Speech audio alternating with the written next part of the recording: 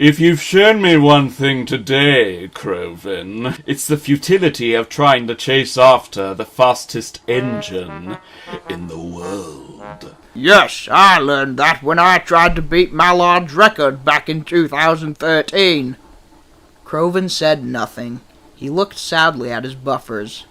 When will you ever learn? All this hot air comes back to get you in the end, you know. Pity, really.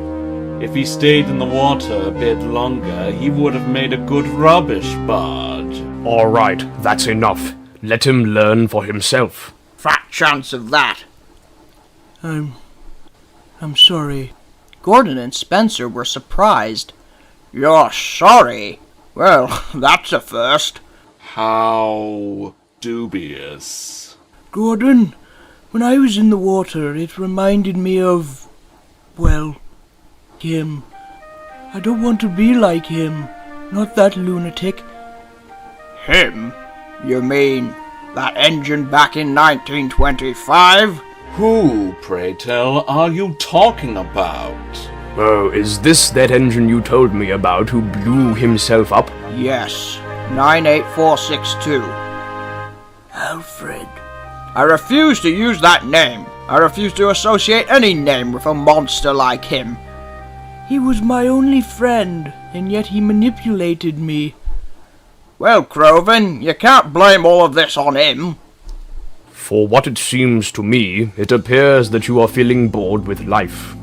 You have the most important job on the island, and it just becomes so anticlimactic after a while.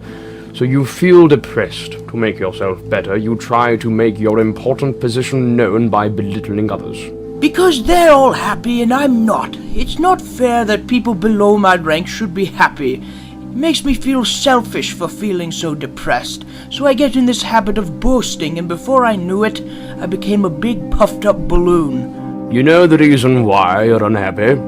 Your mind is not in the right place, my dear engine. You focus too much on showing how important you are, that you forget how to be happy. I was almost scrapped too. Several times. In fact, I was just left and almost forgotten over 5,000 miles away, in San Francisco. I know very well that being famous is not all glamorous. Fame can corrupt an engine, and I fought with it many times. Of course, I'm not excusing your behavior, but you get the idea. I suppose. Take a look out there. What do you see in the distance? What, the sunset?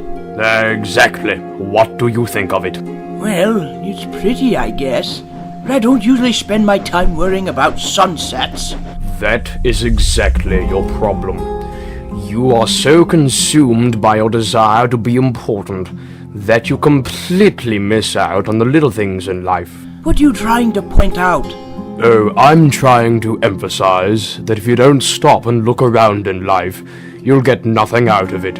You're only focused on being all important, and it doesn't do you any good. No, it doesn't.